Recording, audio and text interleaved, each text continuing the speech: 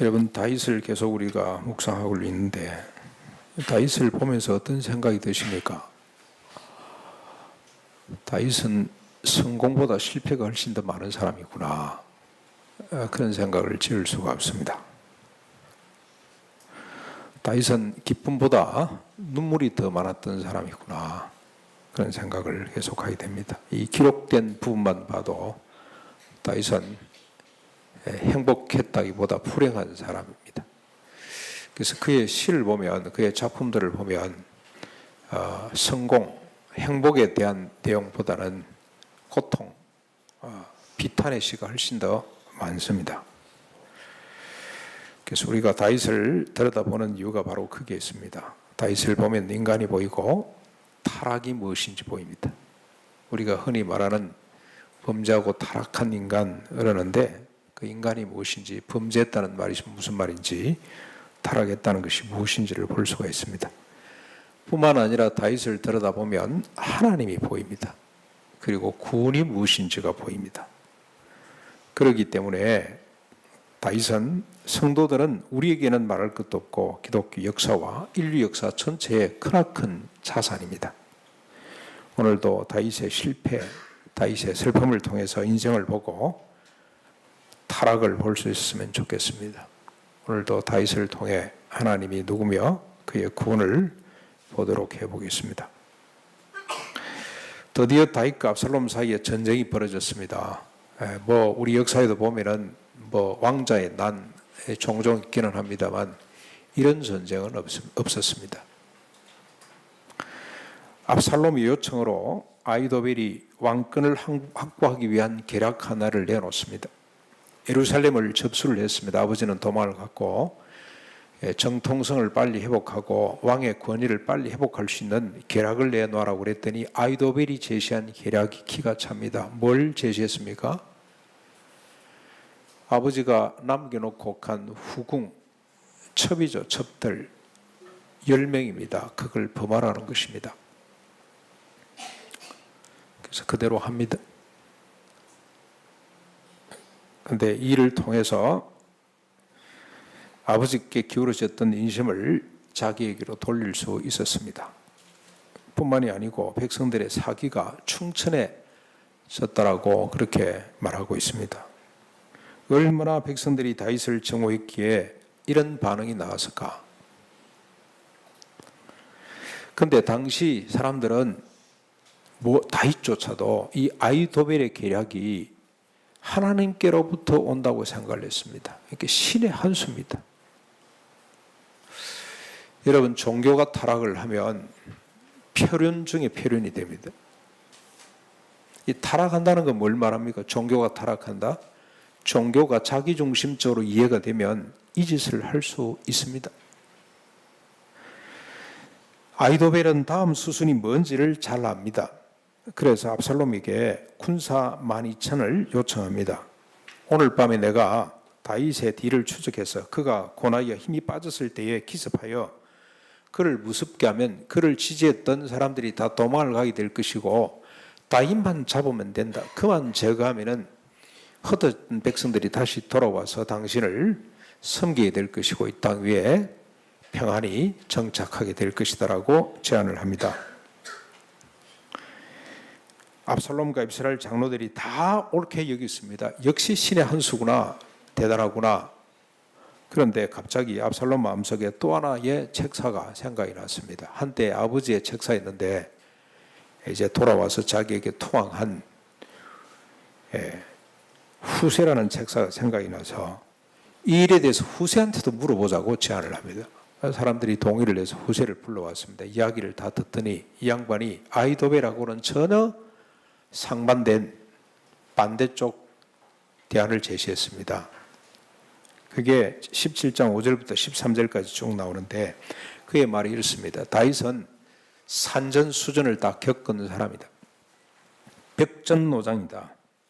지금은 마치 새끼를 빼앗긴 곰 같아서 움츠리고 있고 기회를 노리고 있다.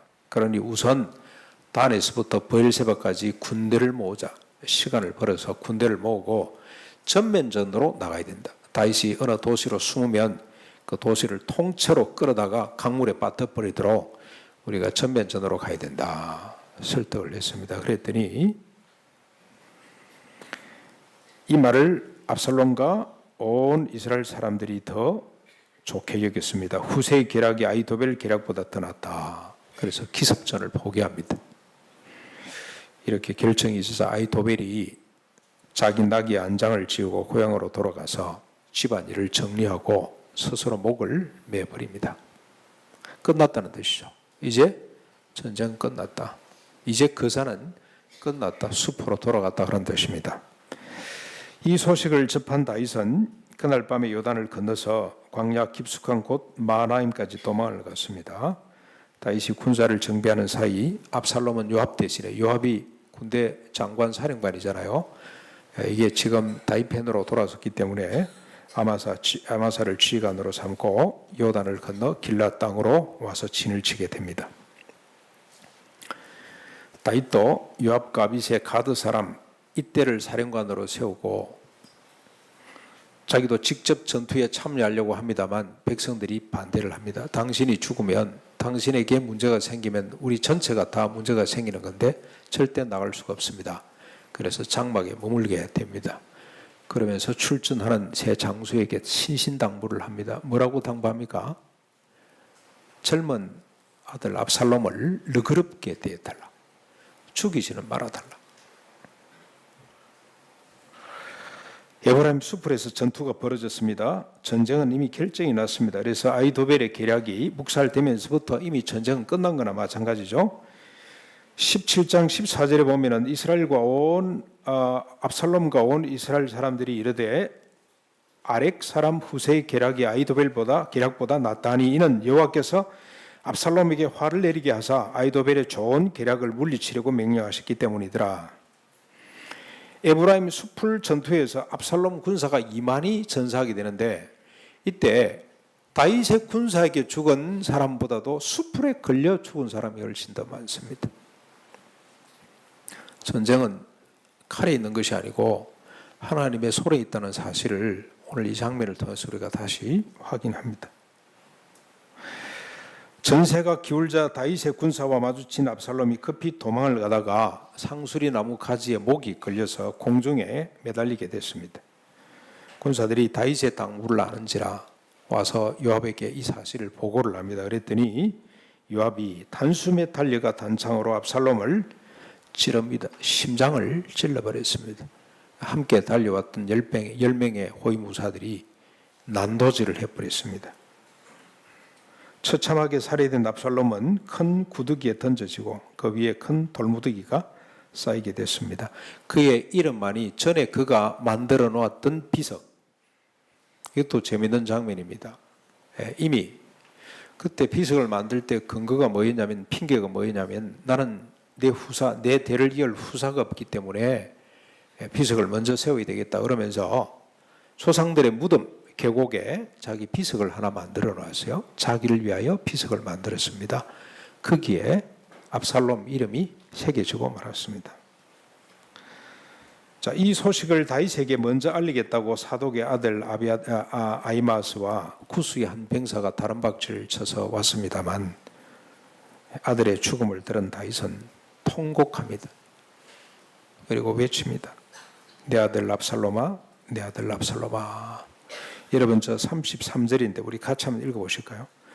이게 도무지 아멘이 안 나오는 구절입니다만 여러분 이걸 우리가 잘 읽어내야 됩니다. 33절 같이 한번 읽어보겠습니다. 왕의 마음이 심히 아파 문 위층에 올라가서 우니라. 그가 올라갈 때에 말하기를 내 아들 압살롬아, 내 아들 압살롬아, 차라리 내가 너를 대신하여 죽었다면 압살롬 내 아들아 하였더라. 여러분 그냥 읽으면 밋밋하죠. 이게 아마 유명한 배우가 실제로 우리가 이 장면을 봤더라면 이 통곡에 아마 울지 않을 사람이 아무도 없을 것 같습니다.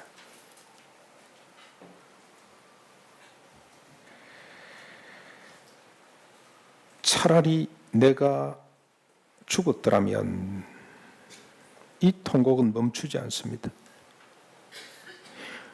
얼굴을 가리고 대답 없는 아들을 부르고 또 부릅니다. 그게 9장 4절까지 계속됩니다. 네 아들아, 네 아들 압살롬아, 네 아들아.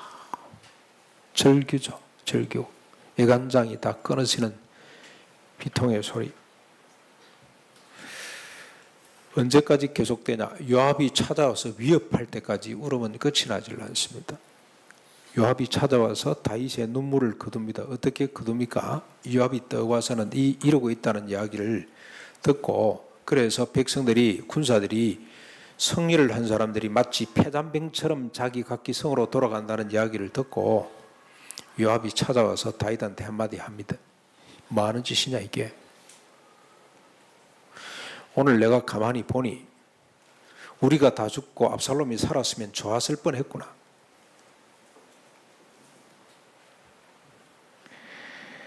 일어나 나가서 병사들의 마음을 위로하지 않고 이러고 있으면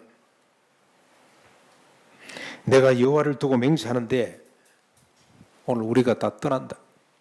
한 사람도 남지 않을 것이다. 그러면 당신이 지금까지 당한 화보다 더 큰 화를 당하게 될 것이다. 이렇게 말을 했어요. 같이 옆에 앉아서 운 게 아니고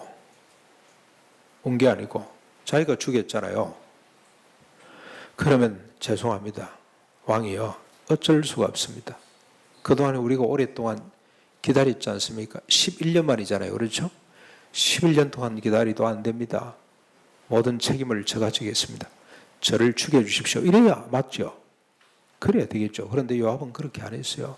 뭐 하는 짓이냐? 내가 오늘 알았다. 당신의 마음을. 우리가 다 죽고 당신의 아들이 살았으면 좋았을 뻔했네.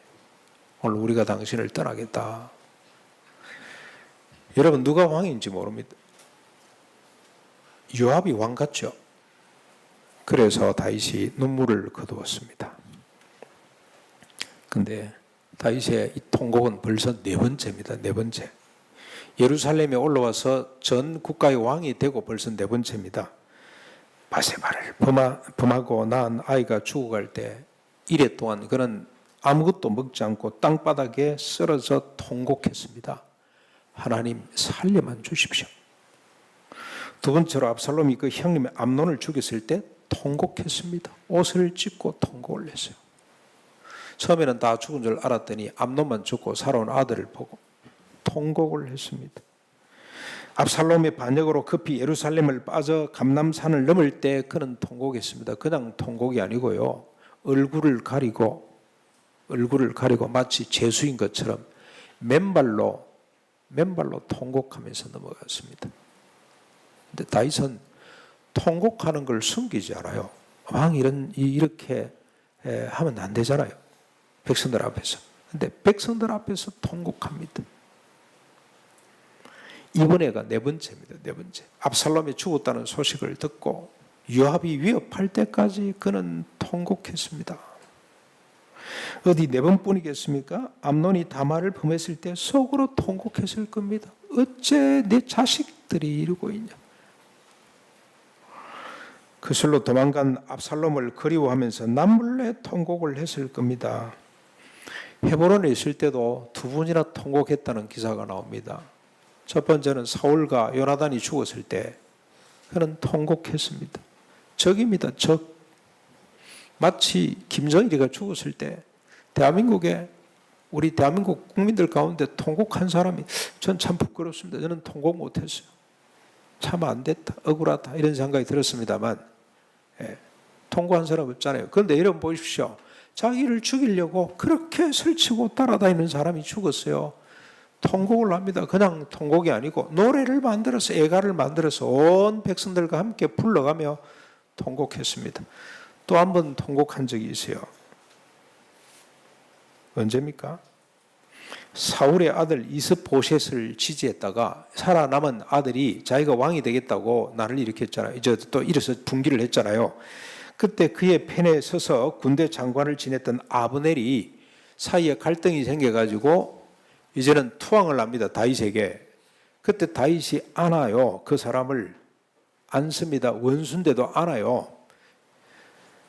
그런데 요압이 그를 죽여버렸어요.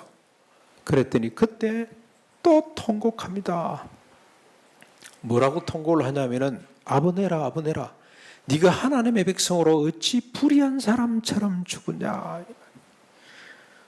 언약의 백성이 아닌 것처럼 이렇게 죽을 수가 있냐. 너무너무 안타까워하면서 그를 위해 진심으로 울었습니다. 다윗은 실로 통곡의 왕입니다. 울보입니다. 울보.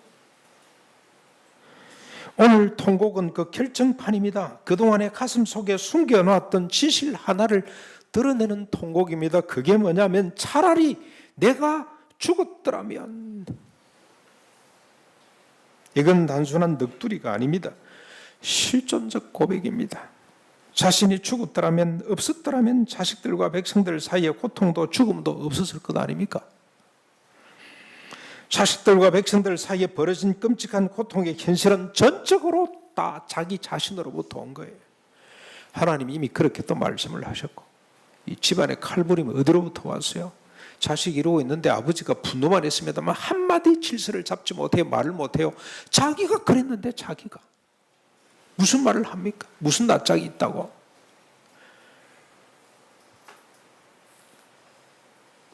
단순한 넋두리가 아니에요. 그동안에 말을 못했을 뿐이지 이제는 압살롬이 죽은 마당에 드러낸 겁니다. 내가 죽어야 되는데, 내가 죽어야 되는데.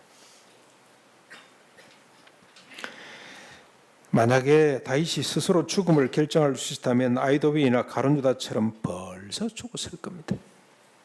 그런데 스스로 죽을 수가 없어요. 그래서 여러분, 자살하는 사람들은 이건 자기 정신으로 하는 것 아닙니다. 자기 정신으로 했다면 극도의 자아가 강한 사람들입니다. 아히도벨, 가룟유다 같은 사람들, 자기 스스로 책임을 지려고 하는 사람들. 다윗이 죽을 수 없는 또 하나의 이유가 있습니다. 하나님이 그를 지키고 있습니다. 하나님이 그를 죽도록 내버려 두지를 않습니다. 하나님이 내버려 뒀다면 아히도벨의 계략이 성공했을 겁니다. 그래서 요단강에서 죽었을 겁니다. 아니, 그 전에 죽었을 거. 바세바를 취할 때 돌에 맞아 죽어야 됩니다. 여러분, 저 구약율법에 의하면 간음한 죄는 돌에 맞아 죽게 되어 있거든요. 살인도 죽어야 됩니다. 그 전에 우리아를 죽였을 때 다윗도 죽어야 돼요. 하나님이 다윗을 죽이지 않았습니다. 누굴 죽였습니까? 대신 살인을, 간음을 용납하지는 않습니다. 대신 한 사람이 죽었어요. 누가 죽었냐? 다윗과 바세바 사이에 태어난 첫 아이가 죽었습니다. 아무 죄가 없는 아이를 죽였어요. 그리고 다윗을 살렸어요. 다윗이 너무너무 괴로워하니까 솔로몬이 낳자 하나님께서 위로하시느라 다윗을 격려하시기 위해서 이름을 여디디아라고 지어줬어요. 여디디아, 하나님의 기쁨을 받은 자. 그래서 하나님이 그를 다시 위로해 줄 정도로 하나님이 그 책임을 면해 주시고 살려주셨습니다. 이 부분에 우리가 이제 의심이 듭니다. 하나님이 그러면은 그렇게 사랑하셔서 살려주셨다면 제대로 된 길로 가도록 하시지 왜 통곡의 길로 가도록 방치하고 계시냐, 그런 질문이 듭니다. 여기에 하나님의 특별한 섭리가 있습니다. 여기에 다윗을 이해하는 열쇠가 있고요, 실패하는 다윗을 들여다봐야 될 이유가 있어요. 우리 많은 성도님들이 가만히 다윗을 이번에 다시 자세히 보니까 사울보다 못한 인간이고, 요압보다 훨씬 비합리적이고, 요압보다 훨씬 못한 인간이, 압살롬과 다윗 사이에 누가 중재를 내서 돌아오게 하고 또 만나게 하고 입을 맞추게 했습니까? 요압입니다. 요압보다 못해요. 그럼에도 불구하고 다윗을 들여다봐야 될 이유가 뭐냐? 다윗을 그토록 우리가 좋아하고 성경이 이렇게 도배를 하고 있는 이유가 뭐냐를 해석할 수가 있습니다. 하나님이 다윗을 통곡하도록 내버려 두신 이유는 다윗으로 하여금 인간이 어떤 존재인지를 깨닫도록 하기 위해서입니다. 아니, 자기 자신이 어떤 인간인지를 알도록 하기 위해서 통곡의 길로 가도록 하셨습니다. 암놈이 동생 다말을 범한 이유, 압살롬이 형 암논을 살해한 이유, 7년 만에 아버지를 만나놓고도 서로 미안하다, 죄송하다, 용서해라, 용서한다 말 못하는 이유, 결국 아버지를 향해 칼을 뽑은 이유, 그러다가 심장이 찔리고 난도질을 당해 죽어 돌무더기가 된 이유, 그러면서도 자기 비석을 세워놓고 거기다가 자기 이름을 기록하는 이유, 그 이유가 뭔지를 묻고 깨닫도록 하기 위해 주님이 다윗으로 하여금 눈물의 골짜기, 고통, 통곡의 길로 가도록 하셨다는 겁니다. 그런데 그뿐만이 아닙니다. 백성들이 일시에 압살롬에게로 기운 이유, 아히도벨이 배신한 이유, 요압이 살려달라고 연하는 압살롬을 죽인 이유, 그 이유를 깨닫도록 하기 위해서 다윗으로 하여금 통곡의 길로 가게 하셨습니다. 그런데 다윗이 모든 이유를 들여다보면 뭐가 보입니까? 자기 자신이 보이게 되어 있습니다. 왜냐하면 이 모든 비극의 뿌리는 자기 자신이기 때문입니다. 자기가 바세바를 범한 이유, 그리고 우리아를 죽인 이유, 그 사이에 태어난 죄 없는 아이를 죽일 수밖에 없는 이유하고 맞닿아 있기 때문에 그들의 이유를 보면 자기 이유가 보여요. 그래서 하나님은 고통의 길로 가도록 하셨습니다. 비극을 보도록, 그 참극의 뿌리를 보도록. 그런데 여러분 보십시오. 이 참극의 뿌리가 뭡니까? 우리는 보통 부패하고 타락한 인간의 본성 이렇게 맙니다. 그런데 그 인간의 본성이 뭐든가요? 놓치지 말고 우리가 계속 붙들어야 될 개념입니다. 개념. 우리 불교 식으로 요즘 세상식으로 이야기하자면 화두. 우리가 놓치지 말아야 될 중심 단어가 있습니다. 그게 뭐였습니까? 왜 이러고 있습니까? 압살롬이, 암논이 왜 이러고 있습니까? 요압이, 다윗이 왜 이러고 있나요?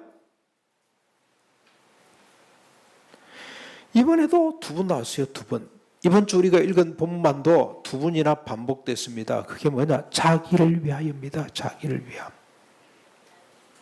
한 번은 다윗이 아들 압살롬을 살리내라 그럴 때 나를 위하여 압살롬을 살리내라 그랬고, 한 번은 압살롬이 비석을 세울 때 자기를 위하여 비석을 세웠습니다. 자기를 위하여 비석을 세우고,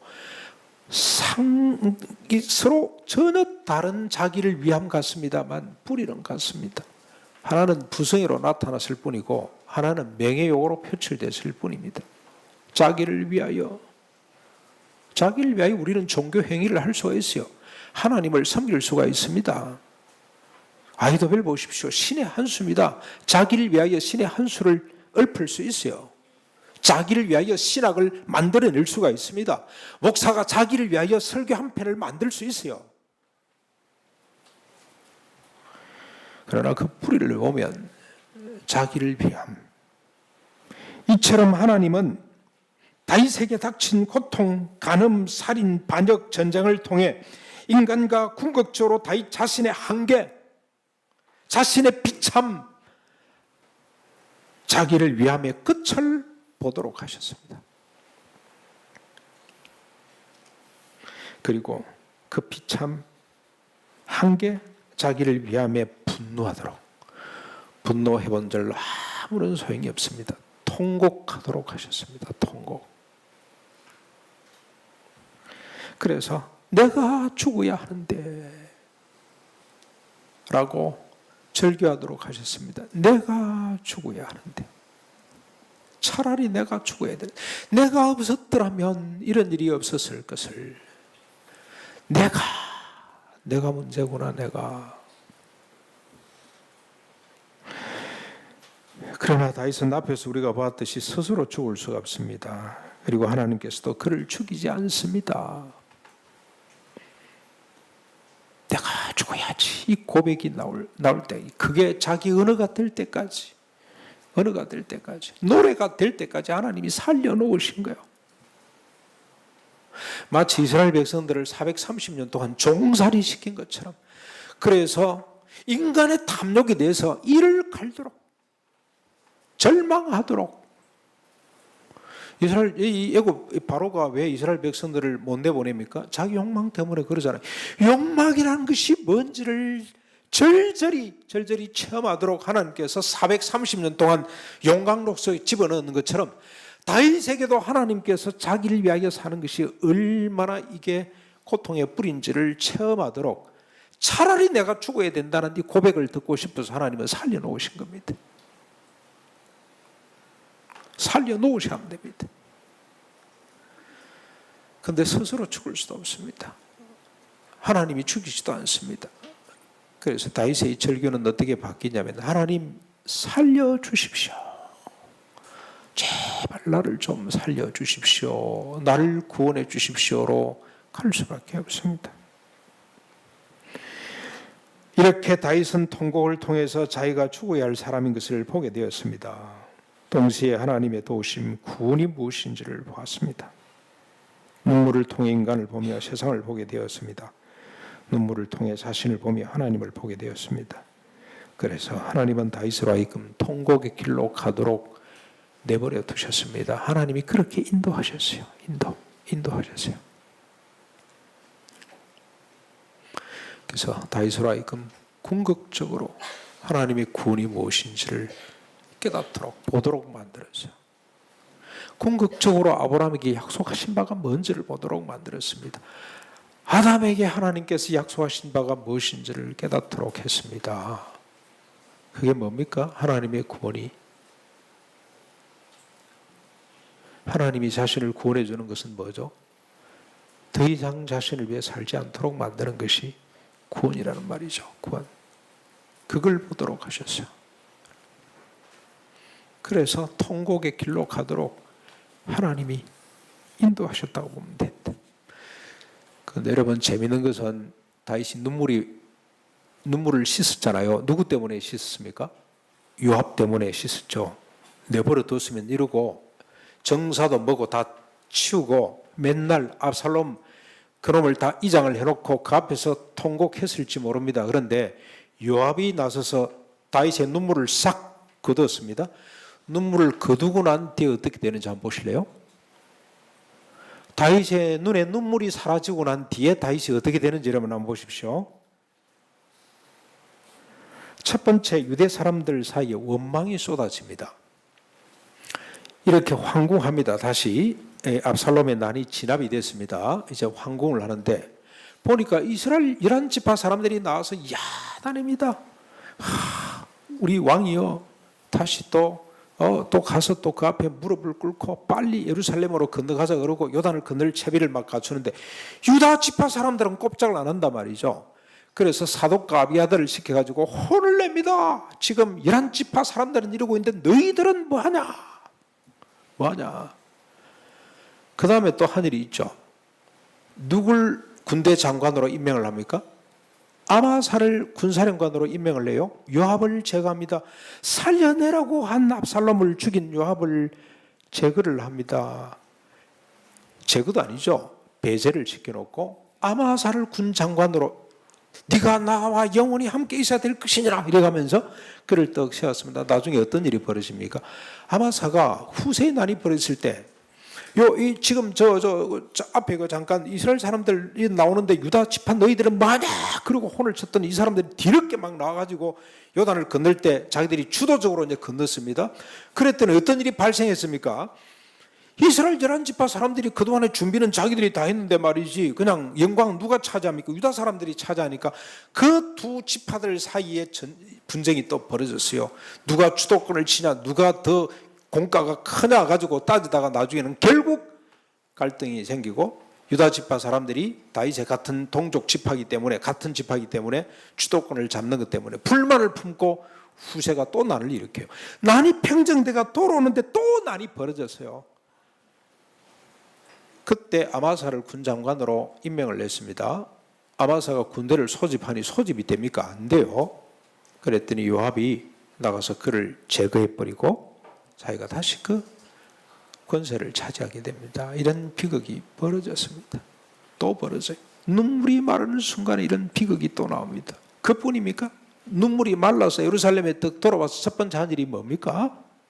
뭔 일을 했습니까? 다윗이 후궁 10사람 처리를 합니다. 남겨놨잖아요.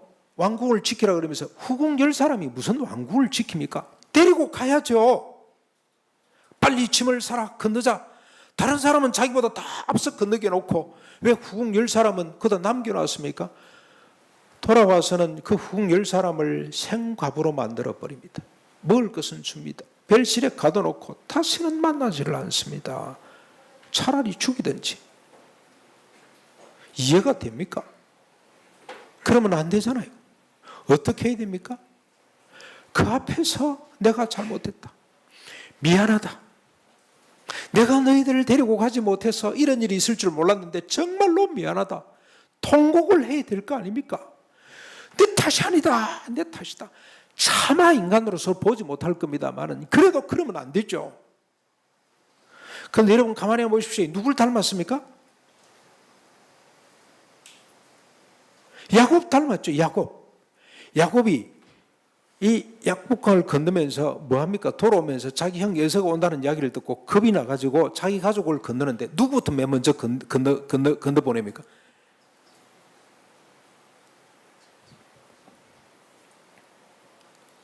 자기가 제일 싫어하는 사람들이죠. 제일 자기가 아끼는 사람은 뒤에 보내고 그 자식들 사이에 그게 얼마나 분노. 그러면 안 되죠. 꼭 같이 죽어도 같이 죽고 살아도 같이 살자. 그러고 한 배를 타고 가든지 해야 되지. 다 이렇게 차별을 두고 건너놔 놓고. 제가 그때 아들쯤 됐으면 아이고 우리 아버지는 더 이상 희망이 없다. 보따리 샀을 것 같아. 그 큰아버지한테 가서 큰아버지 나는 큰아버지 아들 하랍니다. 그래서 해버릴 것 같아요. 그러면 안 되죠. 그런데 이 또 야곱은 누굴 닮았습니까? 아브라함을 꼭 빼닮았어요. 아브라함이 자기 목숨이 위태로우니까 어떻게 했습니까? 자기 아내 사라를 동생이라 그러고 줬잖아요. 바쳤어요. 두 분이라 그랬어요. 두 분이라. 여러분 이 뭘 의미하는 겁니까? 인간이라는 것은 어쩔 수 없는 겁니다. 자기를 위해 필요하면 아내도 갖다 바치고 내버리고 자기를 위해 차별을 두고 강을 별도로 건너게 만들고 눈물이 말랐을 때 그가 하는 짓을 보면 상상을 못합니다. 도무지 인간으로서 이해하지 못할 일이 너무 많습니다. 그래서 우리가 이걸 깨닫게 됩니다. 다윗을 통해 우리가 또 하나 사실을 알게 되는데 다윗의 눈에 눈물이 마르면 자기만 보이고 눈물이 고이면 하나님이 보이고 이웃이 보이게 된다는 사실을 깨닫게 됩니다.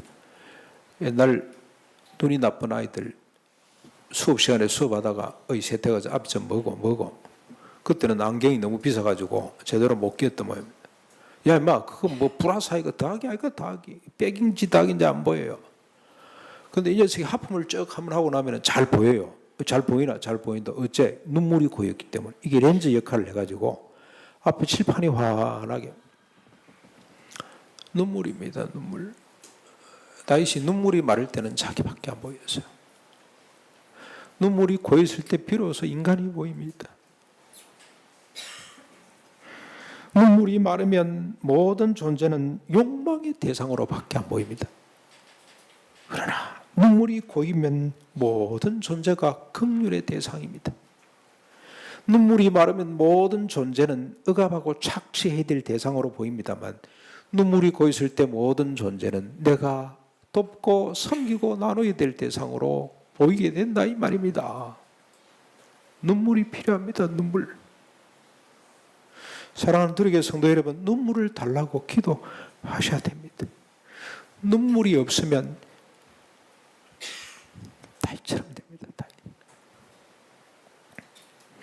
우리도 울어야 됩니다. 그런데 우리의 울음은 질이 다릅니다. 다윗하고는 질이 본질적으로 다릅니다. 성분 자체가 다릅니다. 차라리 내가 죽었더라면이 아니고 마땅히 내가 죽어야 하는데 나를 대신해서 죽어주신 주님으로 인해 우는 눈물입니다. 다윗이 그토록 사모했던 정한 마음과 새로운 영을 창조해 주신 하나님의 은혜로 인해 우는 눈물입니다. 뿐만 아니라 아직도 자기를 위해 사는 우리를 책망하시고 주님을 위해 살도록 모든 존재를 욕망의 대상으로가 아니라 긍휼의 대상으로 알고 사랑하도록 하시는 성령님으로 인해 우리는 울어야 됩니다. 그런데 우리의 현실은 그렇지 못하기 때문에 우리의 눈물은 더 깊어집니다. 우리의 통곡은 더 깊어지고 더 슬프게 됩니다. 오늘 아침 일부 예배 때 우리 주일학교 아이들이 성가를 했습니다. 이 아이들 성가 한 것만 모아서 다음에 한번 발표를 해도 우리에게 큰 은혜가 되겠다는 생각이 들었습니다. 오늘 아이들이 뭘 찬양했냐면은 우리 장윤이가 그 다음에 또 우리 의민이하고 어준이하고 둘이서 솔리스트로 나와서 이렇게 하는데 아이들 소리는 천사 소리 같아요. 천사 소리. 윤이는 피곤했는지 목소리가 좀 갈라졌음에도 불구하고 허스키한 목소리가 너무 예쁜 게 있잖아요. 그냥 닭살이 돋는 너무 은혜스러워서. 그런데 그 내용이 뭐냐면은 무거운 짐 주님께 맡기라. 무거운 짐 주께 맡기라. 그 노래를 직접 들어봤으면 좋겠는데 제가 찬송 찬양을 들으면서 두 가지 생각이 났어요. 우리 아이들에게 무거운 짐이 뭘까? 근데 저에게 무거운 짐 하나가 떠올랐습니다. 무거운 짐, 내가 갖고 있는 무거운 짐. 그래서 찬양을 마치고 나는데 제가 아이들에게 물었어요. 얘들아, 너희들이 갖고 있는 짐이 뭐냐? 너희들도 무거운 짐이 있냐? 그랬더니 있대요. 뭐냐? 그랬더니 숙제요. 또 하나가 공부요. 우리 이사임 권사님이 앉아 계셔가지고 권사님 왜 이렇게 무거운 짐을 지어가지고 그러냐고.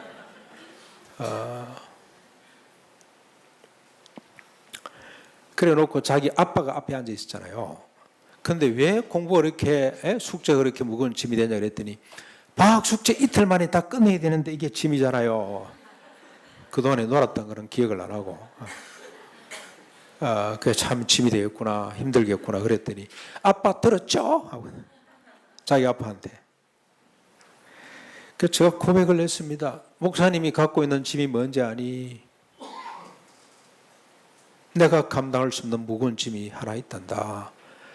나를 위해 살고 싶은 생각이란다. 나를 위해 살고 싶은 생각, 이게 나의 무거운 짐이다.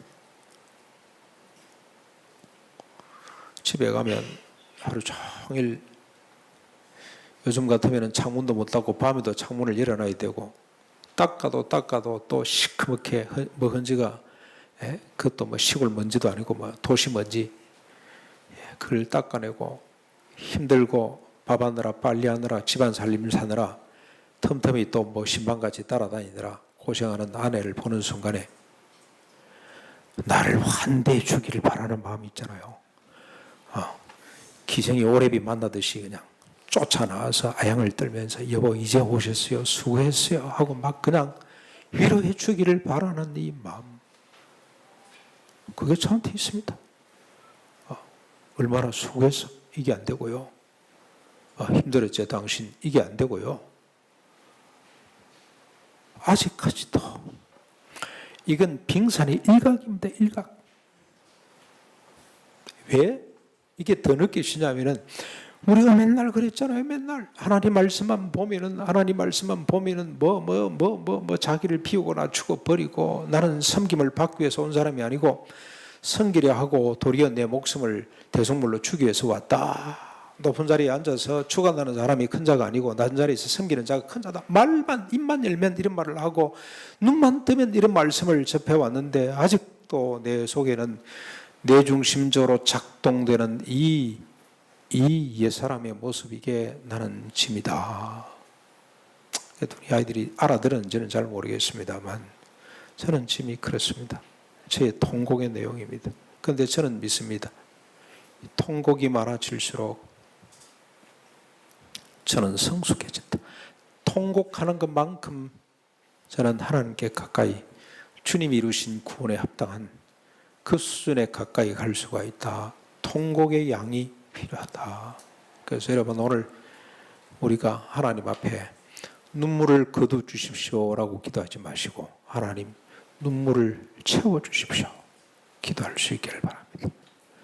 남이 아니고 내 속에 있는 압살롬 같고 다윗 같고 요압 같은 이 실체를 놓고 하나님 앞에 눈물을 달라고 기도하는 우리의 삶이 될 수 있기를 주님의 이름으로 축원합니다. 우리 같이 말씀을 생각하면서 272장 찬송 1절